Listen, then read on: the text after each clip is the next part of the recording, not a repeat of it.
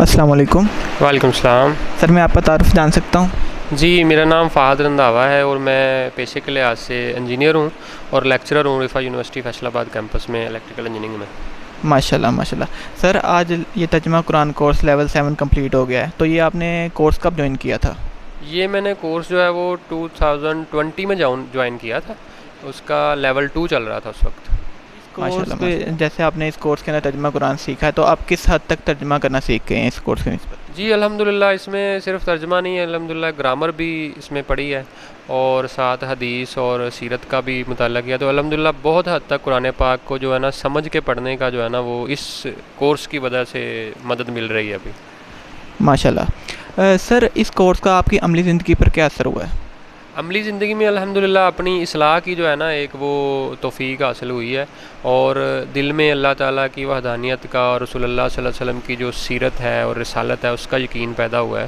اور میں سمجھوں گا اگر اس کورس کی وجہ سے، اس ادارے کی وجہ سے زندگی جو ہے مکمل طور پہ تبدیل ہو گئی ہے ایک مثبت انداز میں. ماشاء اللہ ماشاء اللہ.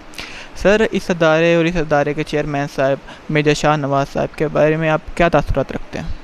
میں سمجھتا ہوں کہ آج کل کے نفسہ نفسی کے دور میں اور جس طرح کا جو ہے نا آج کل دور چل رہا ہے کہ کوئی بھی سرمایہ دار بندہ، اور میجر شاہ نواز صاحب جیسا جو ہے نا ماشاءاللہ بڑی ان کی ایک شخصیت کا ایک نام ہے پاکستان میں، تو ایسا بندہ اگر دین کے معاملے میں محنت کر رہے ہیں اور انہوں نے ایک ادارہ بنایا اور اس کے اوپر ظاہری بات ہے کہ انویسٹمنٹ ہوتی ہے، پیسہ خرچ ہوتا ہے اور اپنا جان مال اور وقت لگا رہے ہیں، تو یہ میں سمجھتا ہوں ان کی بہت بڑی ایک خدمت بھی ہے اور بہت بڑی قربانی ہے. اور اس میں دعا بھی ہے کہ اللہ تعالیٰ ان کو جزائے خیر عطا فرمائے اور لمبی عمر عطا فرمائے تاکہ یہ سلسلہ چلتا رہے. جی آمین.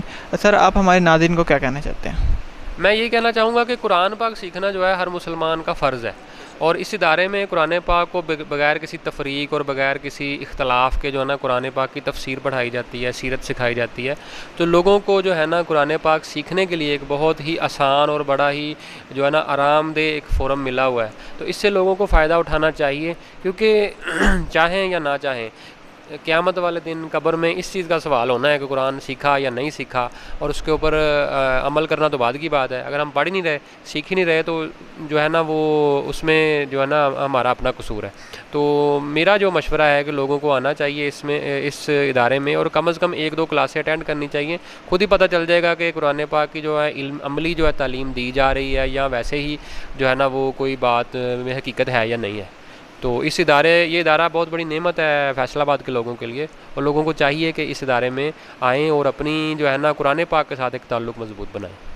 جی بہت بہت شکریہ آپ کے قیمتی وقت کا. السلام علیکم.